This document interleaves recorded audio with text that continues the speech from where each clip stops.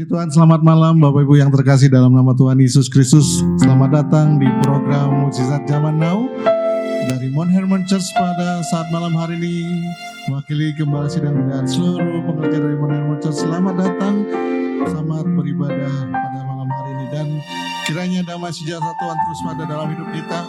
Biar pada malam hari ini juga melalui program Mount Hermon Church yaitu Mujizat Zaman Now, kita percaya bahwa iman kita semakin diteguhkan di dalam Tuhan, karena firman yang ditaburkan tidak akan pernah kembali dengan sia-sia. Kita percaya akan mengerjakan sesuatu kehendak Tuhan dalam hidup kita, dan pasti mujizat terjadi bagi setiap kehidupan kita. Mari sama-sama pada saat malam hari ini kita datang di hadirat Tuhan. Lebih dahulu kita tundukkan hati kita di hadapan Tuhan. Mari boleh bersatu di dalam kita berdoa. Bapa yang kami sembah di dalam nama Tuhan Yesus Kristus, kami datang di hadirat-Mu pada malam hari ini Tuhan. Kami mengucap syukur buat penyertaan Tuhan sempurna atas hidup kami. Sepanjang hari ini kami boleh beraktivitas bersama dengan Tuhan. Kami percaya bahwa Tuhan menyertai setiap langkah kehidupan kami sampai pada malam hari ini. Itu semua karena anugerah dan kebaikan Tuhan. Dan malam hari ini Tuhan kami datang di program Mujizat Zaman Now. Kami percaya bahwa di program ini Tuhan, setiap doa-doa kami pasti Tuhan jawab. Bahkan setiap doa-doa kami Tuhan pasti dengar dan Tuhan kabulkan bagi setiap kehidupan kami. Karena kami percaya bahwa doa orang benar bila dengan yakin doakan akan besar kuasanya. Dan malam hari ini mujizat-Mu pasti terjadi atas setiap kami. Sembuhkan yang sakit, kuatkan yang lemah. Beri penghiburan bagi yang susah malam hari ini. Biar pada malam hari ini melalui program Mujizat Zaman Now ini, kuasa-Mu dinyatakan bagi setiap kami. Di dalam nama Tuhan Yesus Kristus kami berdoa. Sama-sama kita katakan amin. Mari buka hati kita lebih lagi di hadapan Tuhan malam hari ini. Kita bawa yang terbaik melalui sembah kita di hadapan Tuhan.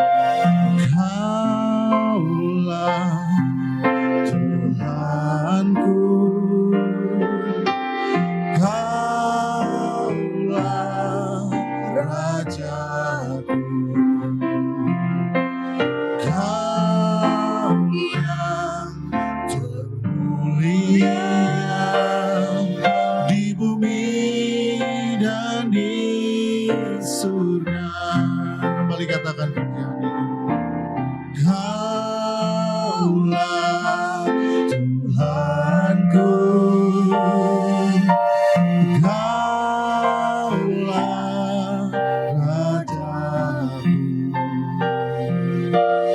Kau yang termulia di bumi dan di surga. Ku sembah Kau Tuhan, ku sembah Kau Tuhan, ku puji, ku muliakan nama-Mu. Ku sembah Kau Tuhan, ku sembah Kau Tuhan, ku puji, ku muliakan nama-Mu. Mari datang dengan segenap hati kita lebih lagi di hadapan Tuhan. Katakan pujian. Kaulah Tuhanku, Kaulah Rajaku, Kau yang termulia, Kau yang termulia di bumi.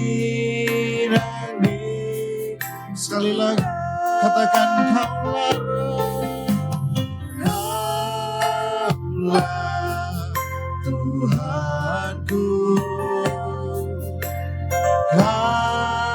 Kaulah Rajaku, Kau yang termulia Tuhan, Kau yang termulia di bumi. Mari sama-sama kita angkat tangan kita di hadapan Tuhan. Ku sembah Kau Tuhan, ku sembah Kau Tuhan, ku puji, ku muliakan nama-Mu. Oh, ku sembah Tuhan, ku sembah Kau Tuhan, ku puji, ku muliakan, kami sembah Kau Tuhan, ku sembah Kau Tuhan, ku puji, ku muliakan nama-Mu.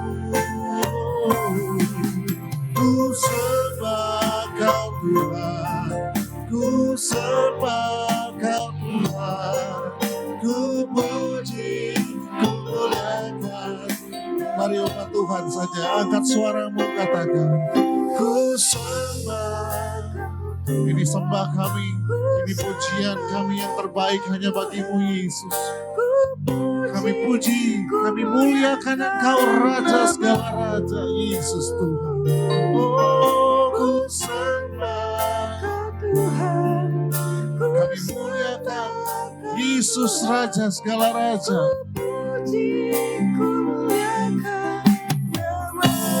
Mari sama-sama lebih sungguh lagi. Angkat tanganmu, katakan, ku sembah. Ku sembah Kau Tuhan, ku sembah Kau Tuhan, ku puji, ku muliakan nama-Mu. Ku sembah Kau Tuhan, ku sembah Kau Tuhan, ku puji, ku muliakan nama-Mu. Ku puji, ku muliakan nama-Mu. Ku puji, ku muliakan nama-Mu.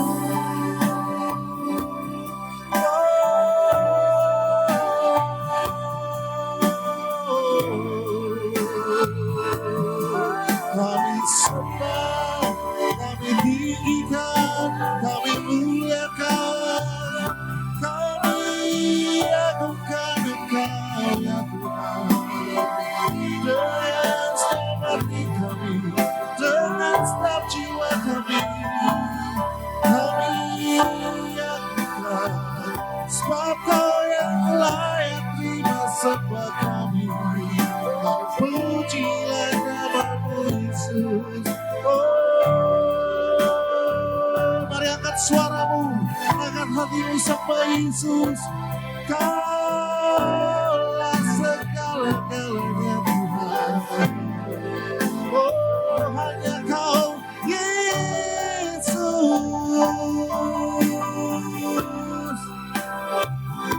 Kasih setiamu bahwasanya untuk selama-lamanya. Mari terus angkat suaramu lebih lagi di hadapan Tuhan. Haleluya, haleluya, terpujilah nama-Mu Tuhan, sebab besar setiamu. Oh, ajaib perbuatan-Mu. Kalau kami coba menghitung segala kebaikan-Mu, kalau kami coba renungkan apa yang Tuhan kerjakan dalam hidup kami, sungguh kami bersyukur kepada-Mu buat anugerah-Mu Tuhan, sebab besar setiamu.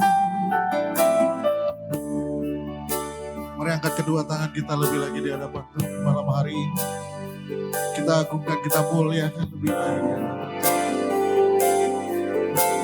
Engkau layak terima pujian kami Tuhan. Engkau layak terima glory. Segala pujian hanya bagi-Mu Yesus. Terima kasih. Terpujilah Engkau Yesus. Angkat suara kita katakan haleluya,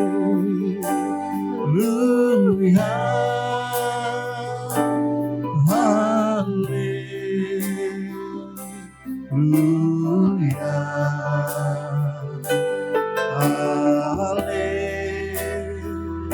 haleluya, Haleluya.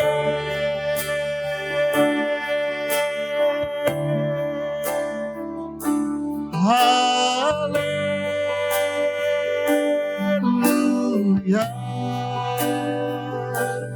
Haleluya.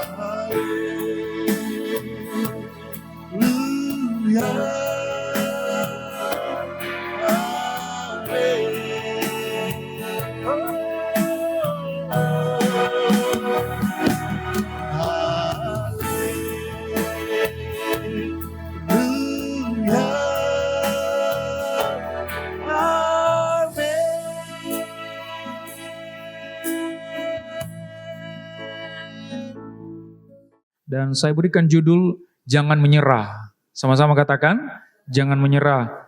Tadi tidak kebetulan lagu kita juga tentang bagaimana Tuhan tidak menyerah akan kita. Dia terus memperbaharui hidup kita sekalipun mungkin kadang kita tidak setia, kadang kita jatuh, kadang kita menjauh, kadang kita mengabaikan perintah firman Tuhan, tapi Tuhan tidak pernah menyerah untuk memperbaiki hidup kita. Nah, saudara yang kasih Tuhan, saya ingin membawa saudara ke dalam 1 Raja-Raja pasal 19, ayat yang pertama dikatakan begini, ketika Ahab memberitahukan kepada Izebel segala yang dilakukan Elia dan perihal Elia membunuh semua nabi itu dengan pedang. Nah, konteksnya ini saudara adalah Nabi Elia berhasil mengalahkan nabi-nabi Baal, dan yang dikalahkannya itu tidak sedikit. Ada 400 nabi Baal yang dikalahkannya. Jadi kurang lebih misalnya kalau di Indonesia kita bertaruh dengan para kiai, para ustadz dan para pendeta dari Hindu Buddha, dan kita bertaruh siapa agama yang paling benar. Mana yang paling dapat dipercaya. Maka antara agama Baal dengan agama Yahweh, Elia mewakili Yahweh, 400 nabi mewakili Baal. Lalu mereka bertaruh, mana agama yang paling benar, mana keyakinan yang paling benar. Taruhannya adalah mereka akan mempersembahkan korban, dan siapa korban yang dimakan api dari langit, itulah yang Allah yang benar. Lalu setelah 400 nabi Baal, mereka memanggil dewa mereka memanggil Allah mereka, bahkan sampai menyayat-nyayat mereka, sampai memukul-mukul diri mereka. Mereka mengambil pisau dan memotong-motong tangan tubuh mereka supaya Allah mereka turun. Ternyata berjam-jam, bahkan hampir seharian tidak ada jawaban dari Baal.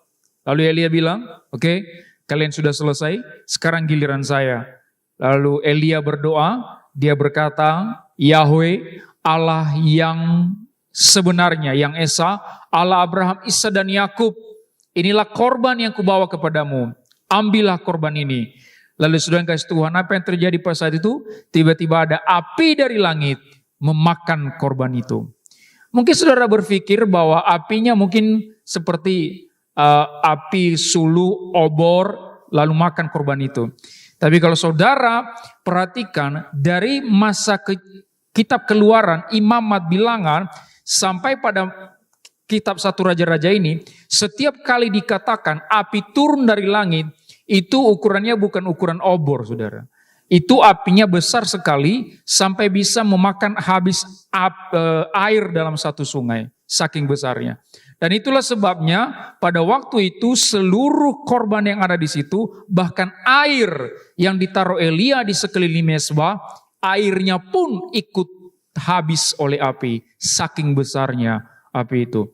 Saudara, hari ini kita tidak pernah melihat itu lagi, tapi hari itu terbukti Yahweh adalah Allah yang benar.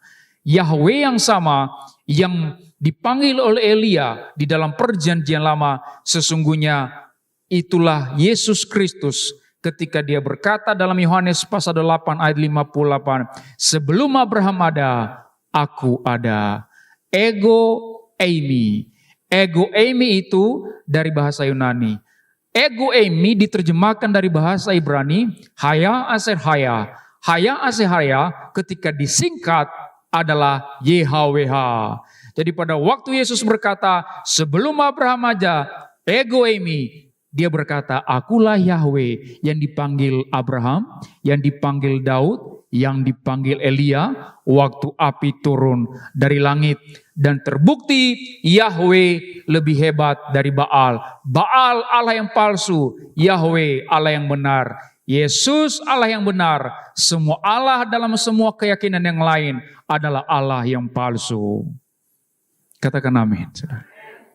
Maka saudara kasih Tuhan, maka Izebel menyuruh seorang seruhan mengatakan kepada Elia, beginilah kiranya para Allah menghukum aku. Bahkan lebih daripada itu, jika besok kira-kira pada waktu ini aku tidak membuat nyawamu sama seperti nyawa salah seorang dari mereka itu. Setelah 400 nabi Baal dibunuh, Izebel mengancam Elia, aku akan membunuhmu, aku akan membuat engkau mati. Ayat yang ketiga, maka takutlah ia, lalu bangkit dan pergi menyelamatkan nyawanya.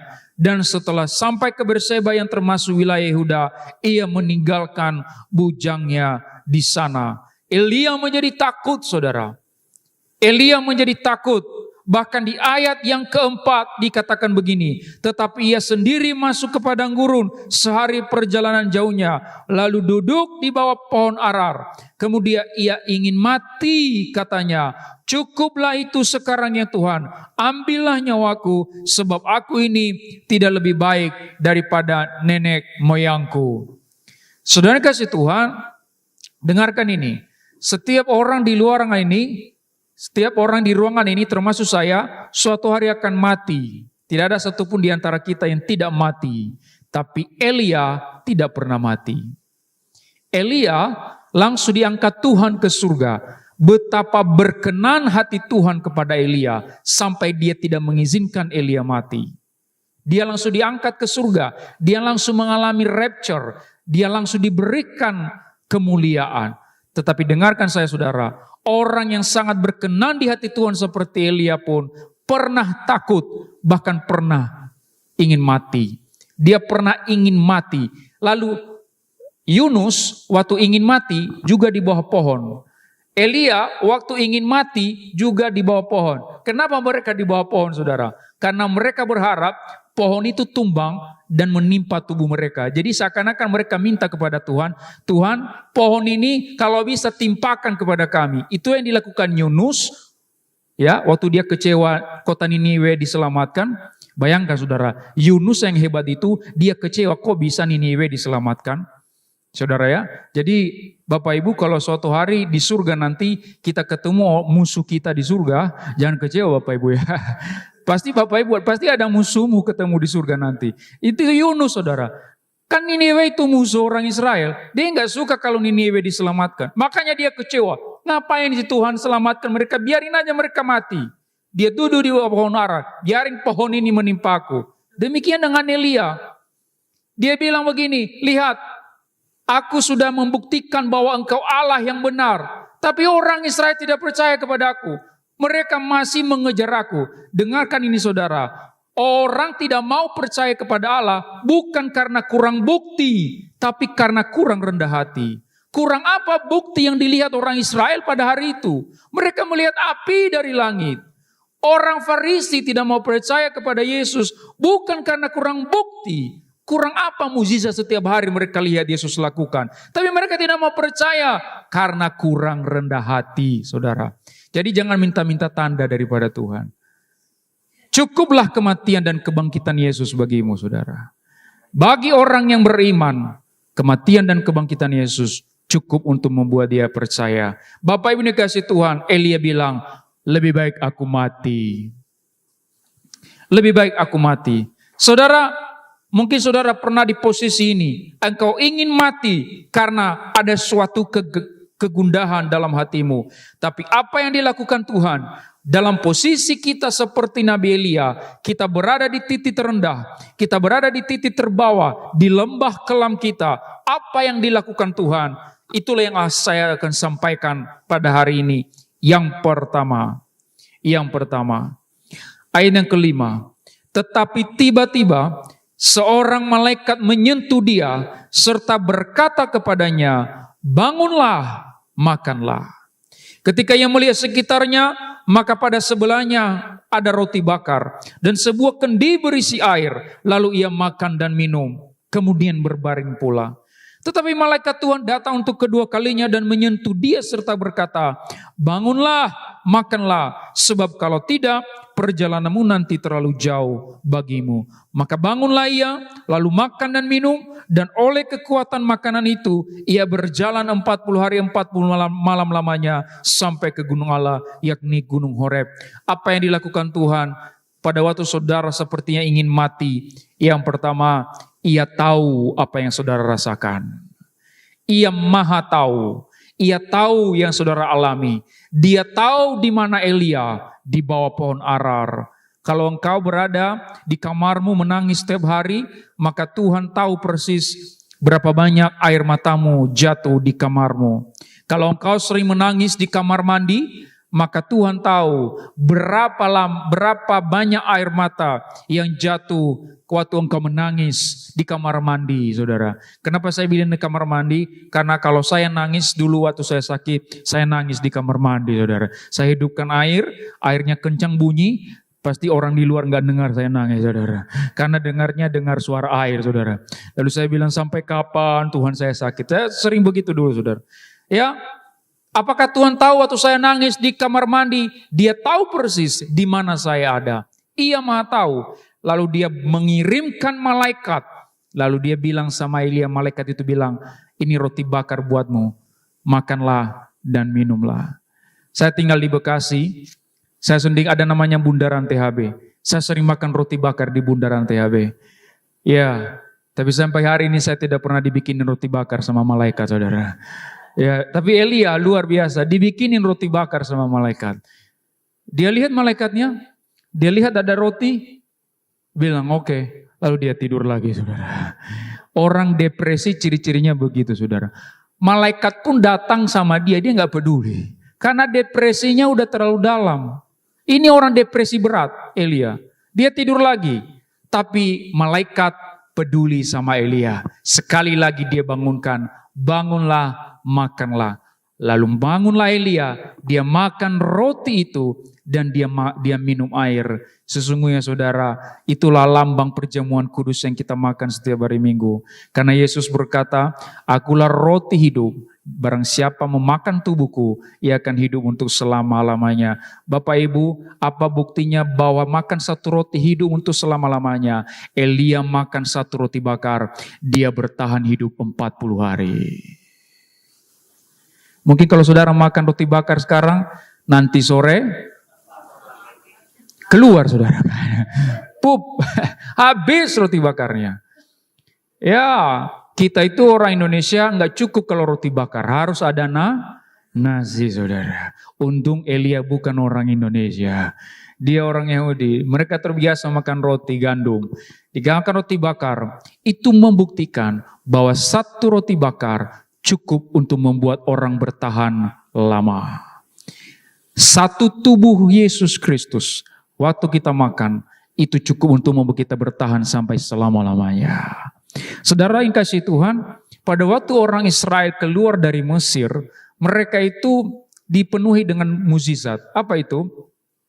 Mereka bertahan 40 tahun di padang gurun, tidak ganti pakaian, tidak ganti sepatu. Jadi apa yang terjadi hari itu saudara? Anak-anak kecil yang pakai sepatu, ya, kalau mereka bertumbuh, mereka bertambah besar, sepatunya ikut besar saudara. Bajunya ikut besar. Itulah sebabnya mereka nggak pernah ganti baju di padang gurun selama 40 tahun. Bapak Ibu, saya pernah berdoa begitu kepada Tuhan waktu saya SD. Karena kami miskin luar biasa saudara. Kami miskin luar biasa. Saya itu jalan kaki ke sekolah itu kurang lebih 4 km jalan kaki. Dan itu jalanannya bukan aspal. Itu batu-batuan, saya jalan kaki. Saya pernah minta Tuhan kalau bisa sepatu ini sampai saya tamat SD tidak rusak-rusak sepatunya. Tapi ternyata saya bukan orang Israel di padang gurun. Itu setahun juga harus ganti lagi saudara. Tapi pernah itu saya pakai sepatu sampai 3 tahun lamanya. Setiap kali rusak saya tambah lagi. Setiap kali rusak saya tambah lagi. Sampai alasnya udah tipis setipis tisu saudara. Tipis sekali. Karena miskin saudara. Orang Israel di padang gurun, mereka tidak kaya tapi juga tidak miskin. Berkecukupan. Itulah maksud Yesus waktu berkata, berilah kami roti yang secukupnya hari ini. Artinya apa? Hiduplah seperti orang Israel di padang gurun. Tidak kaya, tidak miskin, tapi cukup. Bapak Ibu, artinya saudara, satu roti cukup. Saya mau berkata kepada saudara, apapun pekerjaan saudara hari ini, itu cukup untuk membuat engkau bertahan sampai engkau mengakhiri pertandingan di bumi ini. Ada banyak orang yang tidak mensyukuri pekerjaannya. Ada banyak orang yang tidak mensyukuri apa yang dia punya, saudara. Ada satu ibu-ibu dari Palembang, suatu hari dia telepon saya lagi pelayanan di gereja Betani Taman Galaksi di Bekasi. Saya lagi mau khotbah ini, tiba-tiba ada telepon di Instagram. Saya lihat, siapa ini? Bukan orang penting. Saya masukin lagi handphone. Bunyi getar-getar terus HP handphone saya. Sampai 10 kali dia telepon. Saya pikir kayaknya ada sesuatu ini. Akhirnya saya ke kamar mandi. Untung kamar mandinya tidak jauh saudara ya. Waktu itu kamar mandinya persis di belakang gereja. Lalu saya telepon, saya bilang kenapa Bu? Dia bilang begini, Pak Pendeta, untung Pak Pendeta angkat telepon saya. Saya sudah bilang tadi di hati saya, kalau Pak Pendeta Joy angkat telepon saya, berarti Tuhan masih sayang sama saya. Kalau sampai Pak Pendeta Joy tidak angkat telepon saya akan bunuh diri. Itu artinya Tuhan tidak sayang sama saya. Saya tidak tahu apa-apa, bahwa saya dijadikan taruhan sama ibu ini. Saya dijadikan taruhan ini sama ibu dari Palembang ini. Lalu dia cerita, saya begini, saya mau mati aja Pak, saya mau mati Pak. Saya mau bunuh diri. Saya bilang jangan bunuh diri. Bagaimana caranya Pak? Saya bilang sama dia, coba seringkali kita ingin bunuh diri itu karena kita merasa segalanya sudah hilang. Segalanya sudah tidak ada apa-apa lagi. Saya banyak kepada dia, Bu, coba ambil kertas, ambil pulpen. Dia ambil kertas lalu ambil pulpen. Lalu saya bilang sama dia, coba renungkan dan ingat, apa 3 hal yang masih ibu punya, yang ibu bisa syukuri hari ini. Lalu dia bilang, apa ya Pak ya? Saya bilang, silakan apa aja Bu. Lalu dia ingat-ingat, dia bilang 1, dia masih punya cucu. Dia tulis cucu di angka nomor 1. Saya bilang, betul Bu ya, ibu masih punya cucu? Betul Pak. Sekarang panggil cucunya Bu. Lalu dia panggil cucunya. Nah sekarang cium dia. Dan bayangkan ibu, kalau ibu sampai bunuh diri, apa yang di pikiran cucu itu? Apakah cucumu itu akan bahagia atau sedih? Jangan buat dia sedih, engkau masih punya cucu. Dia bilang, yang kedua apalagi yang ibu punya? Pak, saya masih punya rumah Pak. Ya betul, ibu mungkin sudah kehilangan banyak hal, tapi ibu masih punya rumah, tempat untuk berteduh. Yang ketiga apalagi Bu? Iya Pak, saya masih hidup sampai sekarang. Saya masih bernafas. Betul itu, engkau masih bernafas. Nah sekarang jangan bunuh diri ya. Ibu masih punya cucu, ibu masih punya rumah, dan ibu masih punya nafas. Seringkali Bapak Ibu, kita ingin segera meninggalkan dunia ini karena kita lupa kita masih punya 3 hal terbesar yang mungkin kita bisa syukuri dalam hidup kita. Akhirnya ibu itu nggak jadi bunuh diri. Saya berkata itu cukup untuk membuatmu bertahan.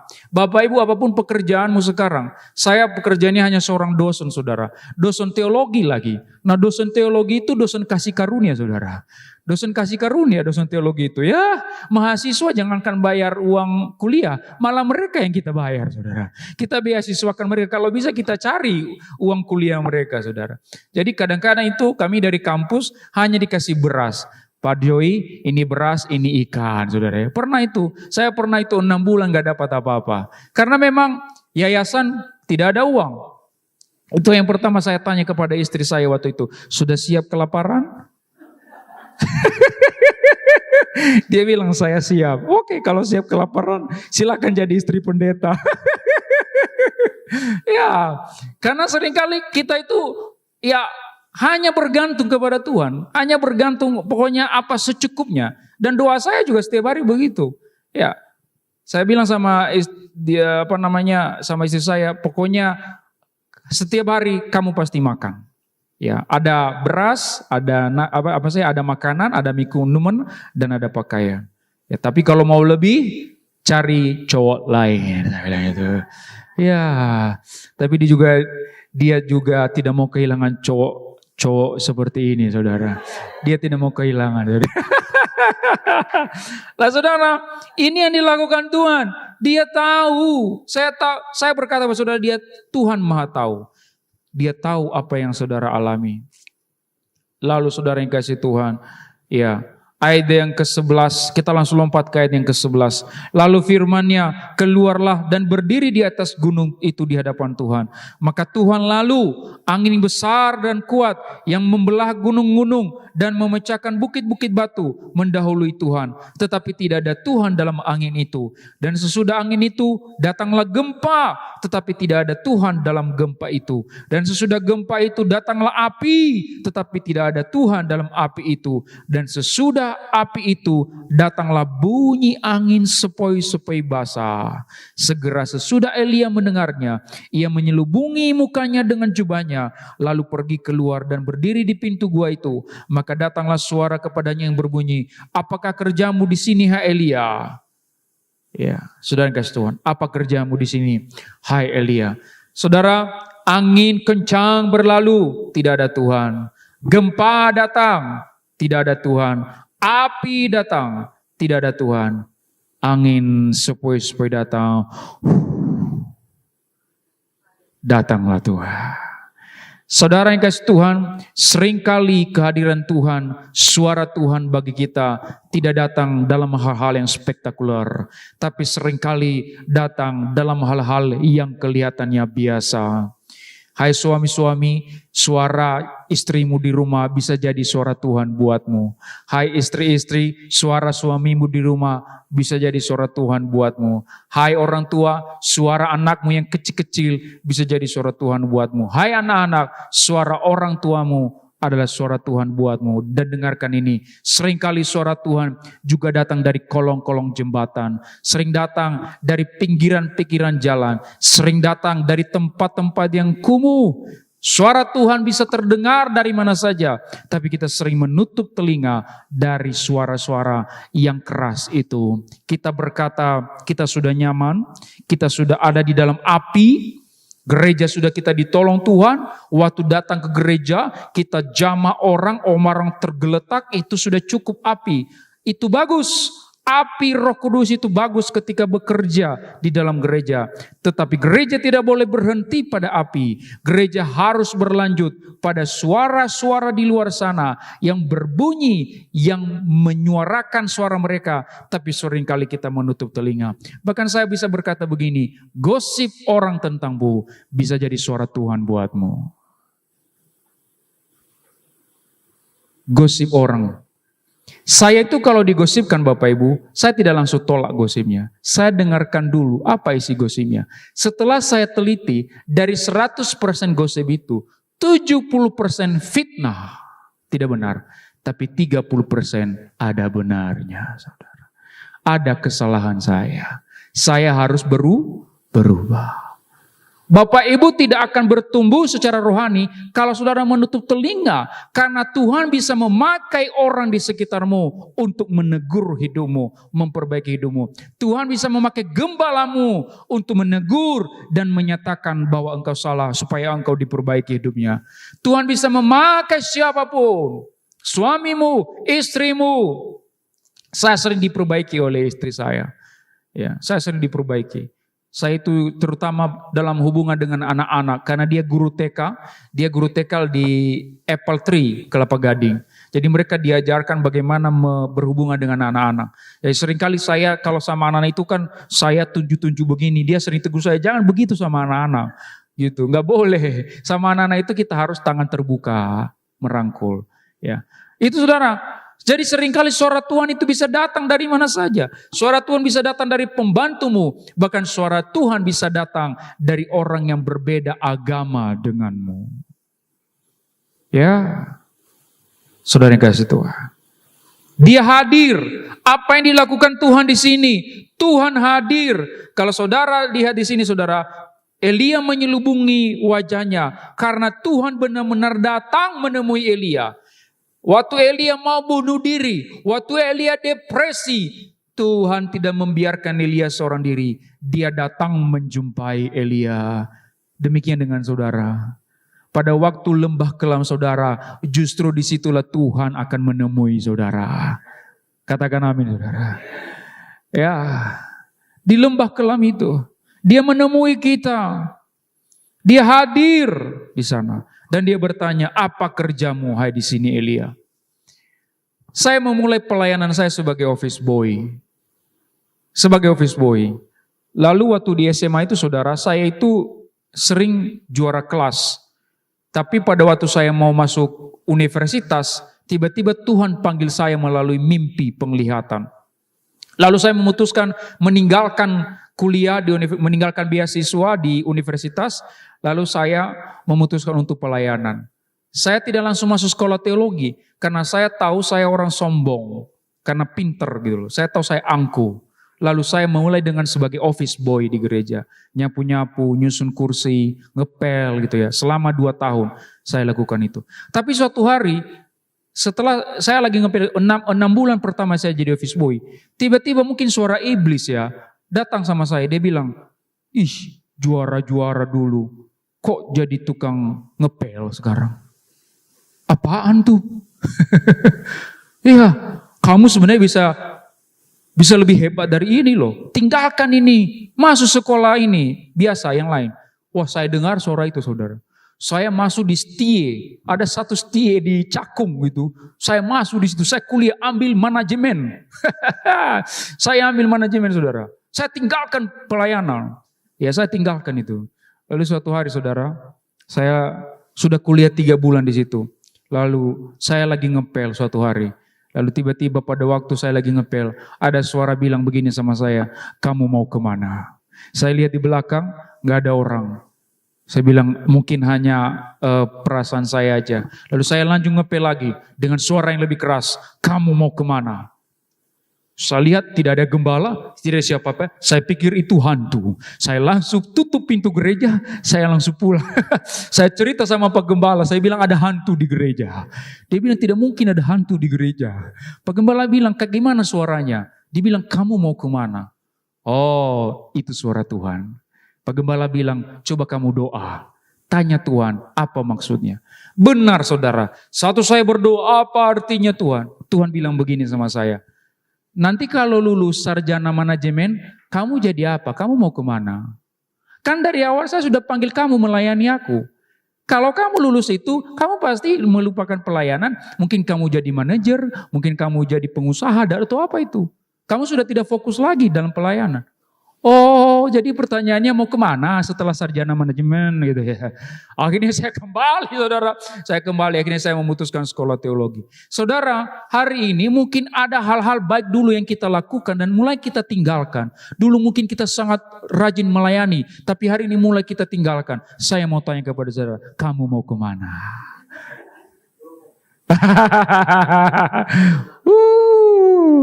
Mari kembali menyala-nyala bagi Tuhan. Berikan kemuliaan bagi nama Tuhan saudara. Karena dia akan hadir. Jangan takut saudara. Jangan berpikir nanti saya kalau pelayanan itu Pak nggak ada duitnya Pak gitu. Jangan takut. Tuhan pasti cukupkan. Kemarin waktu nikah sama istri, saudara perlu tahu saya tidak punya uang sama sekali.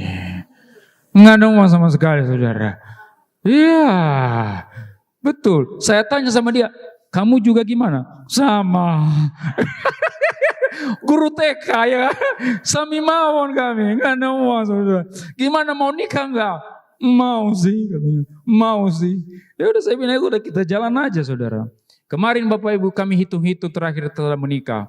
Kami habis kurang lebih 90 juta saudara. 90 juta. Bagi kami itu sangat besar. Tapi yang mengherankan saudara, yang sisa artinya ada sedikit beban buat kami hanya sekitar 20 juta. 70 juta yang lain itu benar-benar Tuhan kirim loh saudara. Tertutupi 70 juta itu kami nggak tahu. Ya banyak teman-teman yang dulu jauh di Amerika, di Papua, di Batam semua, mereka disentuh Tuhan. Lalu biaya itu dapat tercukupi saudara. Saya berkata kepada saudara, melayani Tuhan itu memang bikin deg-degan saudara. Tapi pasti dicukupkan saudara. Ya, terakhir saudara, ini benar-benar terakhir ya. Karena ada ibadah berikutnya saudara. Ada ibadah berikutnya. Kita lompat langsung ke ayat yang ke-15. Firman Tuhan kepadanya, pergilah kembali ke jalanmu melalui padang gurun ke Damsyik, dan setelah engkau sampai, engkau harus mengurapi Hazael menjadi raja atas Aram. Juga Yehu cucu Nimsi haruslah kau urapi menjadi raja atas Israel, dan Elisa bin Safat dari Abel Mehola harus kau urapi menjadi nabi menggantikan engkau. Maka siapa yang terluput dari pedang Hazael akan dibunuh oleh Yehu, dan siapa yang terluput dari pedang Yehu akan dibunuh oleh Elisa. Tetapi aku akan meninggalkan 7.000 orang di Israel, yakni semua orang yang tidak sujud menyembah Baal dan yang mulutnya tidak mencium dia. Saudara yang kasih Tuhan, mungkin Elia berpikir Tuhan diam, Tuhan tidak menyelesaikan masalah Baal ini. Tetapi di ayat 15 sampai ayat 14 ini jelas Tuhan menunjukkan kekuasaannya. Dia berkata, aku akan mengangkat raja ini, ya Hazael menjadi raja, dan aku akan mengangkat Elisa menjadi nabi baru menggantikan engkau. Akan terjadi pembunuhan terhadap semua orang yang menyembah Baal, tapi aku akan menyisakan 7.000 orang yang tidak menyembah Baal itu. Saudara yang kasih Tuhan, waktu Elia depresi, waktu Elia mau mati, ada 3 hal yang dilakukan Tuhan. Pertama, dia maha tahu. Dia tahu apa yang dirasakan Elia. Dia tahu di mana Elia di bawah pohon arar. Yang kedua, dia maha hadir. Allah maha hadir. Dia datang sendiri menjumpai Elia. Dia datang memberi kekuatan kepada Elia. Dan yang ketiga, Allah maha kuasa. Dia berkuasa mengatur kembali dan memperbaiki kembali apa yang menjadi rencananya semula. Allah maha tahu, Allah maha hadir, dan Allah maha kuasa. Itu yang kita percaya. Kalau saudara dalam keadaan depresi, ingat Allah maha tahu, Allah maha hadir, dan Allah maha kuasa. Dia berkuasa. Saudara yang kasih Tuhan, ini terakhir saudara. Waktu saya pulang ke Nias tahun 2020, ada satu bapak-bapak, dia penyakit liver, seluruh tubuhnya sudah kuning saudara. Dia penyakit liver. Lalu suatu hari saya berkhotbah di gereja dan bertemu dengan dia. Jadi ceritanya begini saudara, dia itu sudah ke dokter dan dokter bilang sama dia, Bapak harus dioperasi. Dia bilang saya nggak ada duit sama sekali, karena dia cuma nyadap karet, cuma seorang petani biasa saudara. Dia nggak punya uang sama sekali. Tapi dokter bilang kalau engkau tidak dioperasi, engkau akan mati. Beberapa bulan lagi, paling lama 6 bulan lagi engkau akan mati saudara. Akhirnya dia pulang ke rumah. Dia berkata kepada Tuhan dalam doa begini, Tuhan, saya tidak punya uang untuk ke rumah sakit, tapi saya punya celengan ini. Berapapun yang ada di celengan ini, saya akan berikan kepada pelayanan gereja di mana saya beribadah, seandainya saya sembuh oleh mukjizat-Mu. Itu janji saya. Jadi berapapun yang ada di celengan ayam itu, tahu celengan ayam? Dia bilang berapapun sisanya saya akan berikan kepada gereja. Hari Minggunya saya yang khotbah. Saya di akhir khotbah bilang kepada jemaat, Bapak Ibu yang sakit, angkat tangan kanan tinggi-tinggi dan tangan kiri taruh di tempat yang sakit. Bapak ini ikut, dia taruh di livernya saudara. Lalu saya berdoa, engkau yang sakit, sembuh dalam nama Yesus. Semua itu di situ. Sembuh. Saya bilang gitu, sembuh. Saya berdoa. Oke, mereka pulang semua saudara. Minggu depannya, saya lagi yang khotbah di gereja itu. Saya lagi yang khotbah. Datanglah bapak itu. Bapak yang sakit tadi. Dia datang menyalami saya. Dia berkata kepada saya, Pak Pendeta, ada berkat buat Bapak. Ternyata ini tadi celengan dia itu. Lalu saya bilang terima kasih Pak. Lalu dia cerita, minggu lalu kata dokter saya sudah mau mati karena penyakit liver. Tapi waktu minggu lalu Bapak suruh saya untuk taruh tangan di tempat yang sakit. Puji Tuhan Bapak, saya sudah sembuh. Dia berkata saya sudah sembuh. Dan karena saya sudah sembuh, saya punya nazar sama Tuhan. Berapapun sisa celengan itu saya akan berikan kepada hamba Tuhan. Lalu saya buka tangan saya Bapak Ibu, 20.000. 22.000 sejumlah 20.000. Saya nangis Bapak Ibu. Saya nangis waktu itu. Saya bilang kepada Tuhan, Tuhan ini lebih besar dari PK di Jakarta. Karena saya tahu orang ini memberikan semuanya yang tersisa. Ya. Saudara, saya terima itu, saya nangis sampai di rumah. Saya bilang kepada kita semua ya, Tuhan itu maha kuasa loh. Dia berkuasa. Kalau dia pengen orang sembuh, dia bisa ngatur dalam sekejap. Waktu itu hanya sekejap, saudara. Yang sudah mau mati, tidak jadi mati. Yang sudah kuning, jadi bening kembali, saudara. Cuman, ya, jerawat tidak sembuh, saudara ya. Jerawat itu tetap ada. Ini penyakit kuning, ini bukan jerawat. Pernah ada jemaat saya bilang, Pak tolong doakan saya. Saya bilang, kenapa? Tolong doakan jerawat saya banyak, katanya. Saya bilang, pakai obat jerawat, jangan minta doakan sama Pak Pendeta. Ya saudara, kan tidak lucu saudara. Puji Tuhan saya sudah sembuh dari jerawat tadi dia. Saudara, Allah Maha Kuasa, amin. Allah Maha Tahu, Allah Maha Hadir, Allah Maha Kuasa. Kalau saudara sedang di lembah kelam, jangan takut. Jangan menyerah. Sama-sama katakan jangan menyerah. Berikan kemuliaan bagi nama Tuhan. Mari Bapak Ibu kita bangkit berdiri. Mari kita berdoa.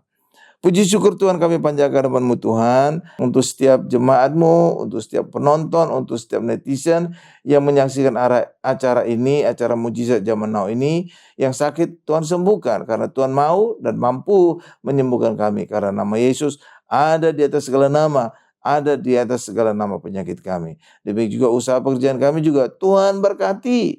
Karena Tuhan kaya menjadi miskin agar kami menjadi kaya, agar kami diberkati. Terima kasih Tuhan Yesus, terima kasih. Apapun masalah kami Tuhan, kami percaya bersama dengan Yesus kami selalu punya solusi. Demikian juga Tuhan berikan damai di dalam keluarga kami, damai Kristus sehingga suami istri tetap menjaga kasih mula-mula, tetap mengasihi orang tua, mengasihi anak, anak menghormati orang tua dan mengasihi orang tua. Terima kasih Tuhan Yesus, berkati usaha pekerjaan kami, berkati juga istri yang di ibu rumah tangga, berkati juga anak-anak kami yang sedang studi sekolah, agar anak-anak kami menjadi anak sehat, cerdas, dan selalu dapat beasiswa, baik sekolah di luar negeri maupun di dalam negeri. Berkati mereka sampai studi S3-nya lulus dengan beasiswa. Terima kasih Tuhan Yesus. Terima kasih Pak Gari juga anak-anak kami dari segala pergaulan yang buruk, Pak Gari juga dari segala niat-niat orang yang jahat Tuhan. Terima kasih Tuhan Yesus, terima kasih Tuhan Yesus, dalam nama Yesus. Dan kami ingin akhiri doa ini dengan doa berkat. Mari Bapak Ibu semuanya, angkat kedua tangan kita, siap menanti kita untuk menerima berkat-berkat dari Allah Bapa yang Maha Kuasa. Berkat dari Allah Bapa yang Maha Kuasa, kasih karunia dari Tuhan Yesus, serta penyertaan Roh Kudus menyertai kami semua, mulai hari ini sampai selama-lamanya. Haleluya, sama-sama kita berkata, amin. Terpuji nama Tuhan Yesus, kita akan mengakhiri ibadah kita di saat malam hari ini. Sama-sama kita angkat pujian kita. El Shaddai, Allah Maha Besar, Allah Maha Kuasa. Terpujilah Engkau Tuhan. Haleluya. Sama-sama katakan. El Shaddai, El Shaddai, Allah Maha Kuasa.